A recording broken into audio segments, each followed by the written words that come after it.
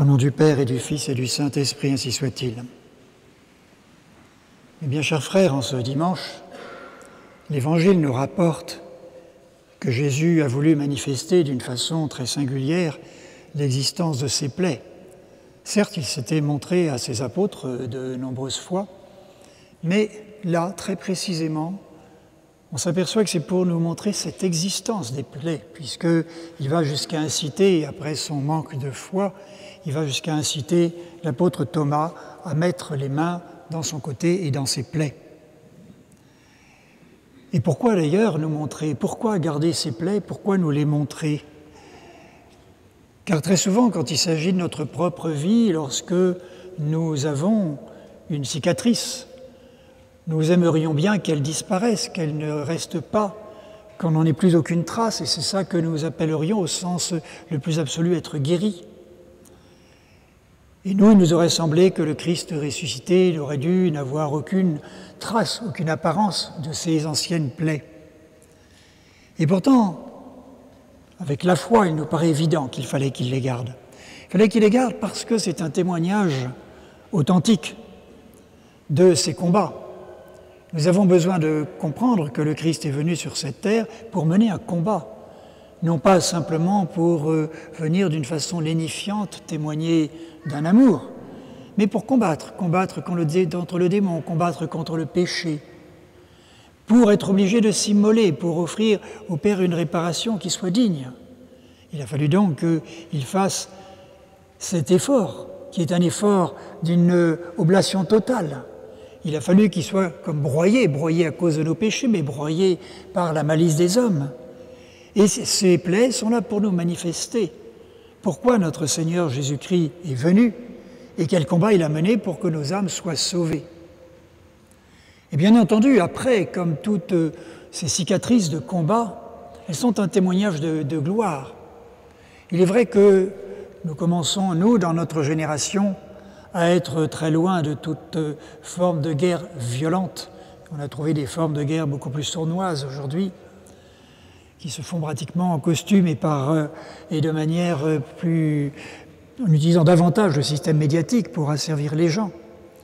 Mais les anciennes générations considéraient qu'un ancien combattant était quelqu'un qu'on admirait, à qui on cédait la place. Et il y avait bien sûr autrefois dans les métros, dans les trains, des places pour les anciens combattants. Et on montrait ses plaies. Quelqu'un qui avait combattu, c'était un signe de gloire. On le manifestait. Il avait dans certaines cérémonies, certaines messes, il avait une place dans le chœur à l'église pour que, avec les drapeaux, on manifeste que c'était des gens qui avaient mené un combat et qui étaient glorieux. Et donc notre Seigneur Jésus-Christ manifeste là cette gloire qu'il a acquise par ce combat de conquête pour nous. Donc il est digne cet agneau, nous dira l'Apocalypse plus tard, il est digne cet agneau qui a été mis à mort de recevoir la vertu, la puissance, la divinité, le témoignage de la divinité et la gloire dans les siècles des siècles. Donc il est digne de recevoir tous ces témoignages. Et en même temps, c'est un signe pour nous, alors du côté du Sacré-Cœur, un signe de miséricorde. Le Christ a voulu nous montrer, regarde ce que j'ai souffert pour toi, regarde ce que j'ai porté pour toi. Et quand la vie te semble trop longue, quand les épreuves te paraissent trop dures, quand tu commences à regarder en arrière, quand il te semble que les tentations dépassent ton propre pouvoir, regarde ce que j'ai souffert pour toi. Et donc ces plaies sont aussi un témoignage de cette miséricorde. Donc non seulement ils sont un témoignage de cette lutte que Jésus a menée, de cette victoire de Jésus, mais même pour chacun d'entre nous. Il nous montre en fond de teint que tout est une œuvre d'amour, tout est une œuvre de miséricorde. Et donc, pour nous, regarder ces plaies du Christ, il existe toute une dévotion aux saintes plaies. Il existe une messe, même, on dit, dans le diocèse de Paris, pour un des vendredis de Carême, il existe même une messe particulière pour les plaies sacrées. Mais ces plaies sont pour nous comme une sorte de monnaie qu'on peut montrer au Père, qu'on peut montrer au Père éternel pour lui dire « Mais regardez, ayez pitié de nous, car nous avons quelqu'un qui a payé pour nous, n'exercez pas votre colère. » Oui, à chaque fois que nous sommes amenés au problème mystérieux de la mort et que nous voyons quelqu'un qui a achevé le cours de sa vie, Bien sûr, nous avons une tendance tout à fait instinctive à gommer ce qui pourrait avoir été à son désavantage et à mettre en relief ce qui est à l'avantage du défunt pour dire « c'est normal, Dieu devrait avoir pitié ». Mais il reste au fond de notre cœur cette angoisse. Cette personne, comment va-t-elle être jugée par Dieu? Parce que comme nous, est-ce que toutes ses intentions, ses actions, son quotidien, est-ce que son quotidien était rempli de la soumission totale à la volonté de Dieu? Et probablement que non. Probablement que non, d'où cette inquiétude. Et alors que nous reste-t-il? Il nous reste que souvent les enterrements, bien sûr, se font avec une messe. Et ce que nous venons, c'est présenter à Dieu une sorte de monnaie, en disant, voilà Seigneur, nous avons quelque chose à présenter, puisque pour cette personne défunte, comme pour chacun d'entre nous, quelqu'un a payé, quelqu'un a réparé. Donc nous vous présentons ce Christ Sauveur. Nous le présentons dans le sacrifice de la messe, mais nous le présentons avec ses plaies sacrées, ces plaies qui maintenant sont des plaies de gloire, mais des plaies qui montrent que véritablement il a offert cette réparation qu'il fallait. Et pour nous, c'est une certitude de pouvoir utiliser cet avantage, si vous voulez, de pouvoir présenter au Père éternel ce qu'il faut pour pouvoir apaiser un jugement qui serait trop dur. Et puis en même temps, quand on regarde ces plaies du Christ, de notre côté, si nous sommes obligés de faire ce raisonnement que nous faisons non seulement envers des défunts, lorsque nous sommes obligés de prier pour des défunts envers lesquels nous n'avons plus beaucoup de moyens, nous utilisons aussi ce raisonnement-là pour chacun d'entre nous. Et donc nous nous disons, mais essayons quand même de nous ajuster à ces vertus, à ces combats, à ces souffrances de notre Seigneur Jésus-Christ.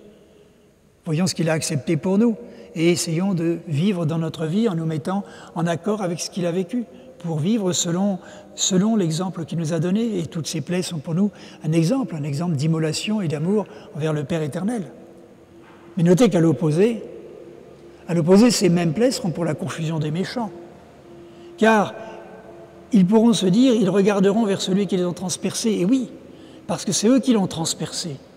Ils l'ont transpercé et au lieu de se servir de ces plaies comme d'une monnaie d'échange, une source de miséricorde, ils s'en servent pour manifester qu'ils ont l'impression d'être vainqueurs par leur haine. Car cet entêtement du pécheur est quelque chose d'incroyable, on le voit tout le temps, il est tout le temps en train d'insister, il veut montrer sa haine, il veut se donner l'impression qu'il est victorieux, alors qu'en fait il sait qu'il ne peut rien. Ô combien nous le voyons avec les gens qui se vautrent dans la volonté de faire du mal, dans ceux qui font des lois perverses, dans ceux qui cherchent à démolir l'Église. Il y a incessamment cette insistance pour se dire, voilà, j'essaye de rajouter des plaies à notre Seigneur Jésus-Christ, mais ces plaies seront leur accusation et ces plaies seront leur honte. Et ces plaies glorieuses de notre Seigneur Jésus-Christ seront la monnaie d'échange et la source de miséricorde pour le pécheur converti, mais seront une accusation pour le pécheur non repentant et le pécheur endurci. Parce que cette douleur aura été stérile et ce sera un ver rongeur pour tous ceux qui n'auront pas approfondi, qui n'auront pas profité de ces plaies de notre Seigneur Jésus-Christ.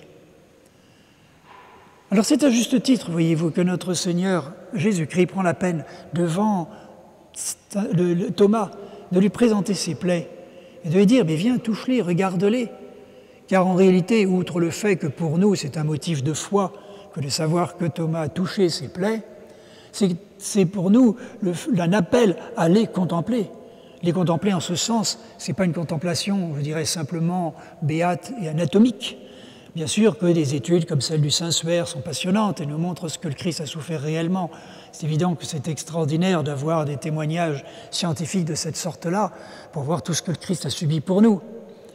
Mais la contemplation des plaies ordinaires est pour nous simplement cet appel, cette compréhension de la miséricorde, ce besoin de la conversion, cette humilité, cette componction, ce qu'on appelle la componction. C'est un terme qu'on n'utilise plus beaucoup de manière moderne, c'est dommage. C'est en réalité la contrition habituelle. Nous avons cette habitude de dire « bon, je vais au confessionnal, il faut que j'aie la contrition pendant quelques instants ».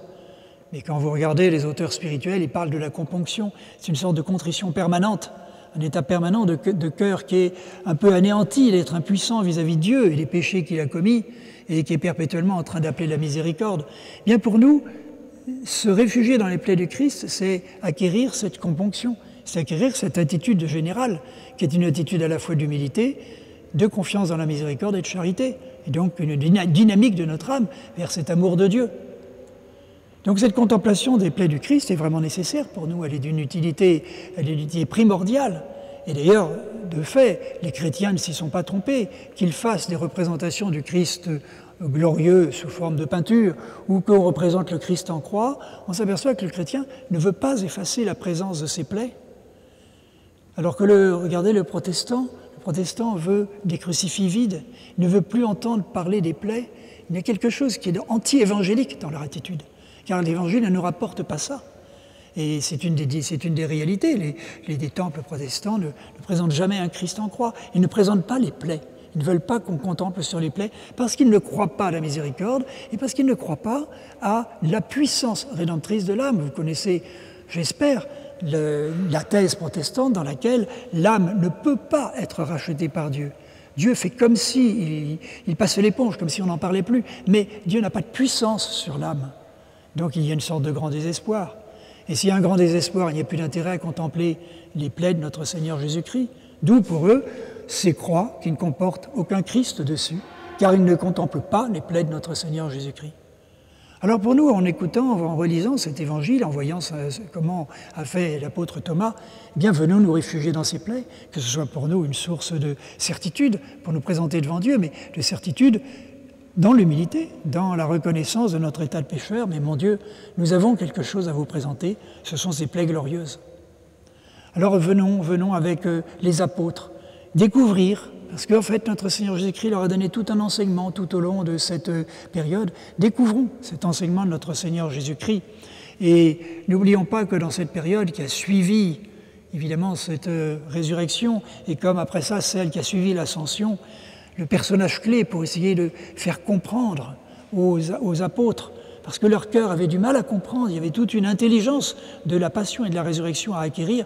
C'est évident que c'est la Vierge Marie, et qu'elle a sans doute rempli un rôle exceptionnel pour conduire les âmes à comprendre pourquoi il fallait que le Christ meure, pourquoi il fallait qu'il ressuscite, pourquoi il fallait qu'il se montre, pourquoi il fallait qu'il porte ce témoignage.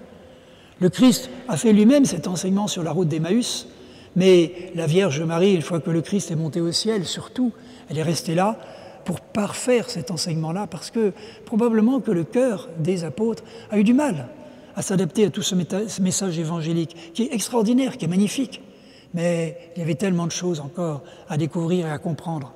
Alors demandons à la Vierge Marie de nous guider sur cet itinéraire, qu'elle nous aide à contempler les plaies du Christ et à comprendre comment elles sont pour nous à la fois source de componction, mais source de confiance dans la miséricorde, source d'amour, source de joie et d'espérance.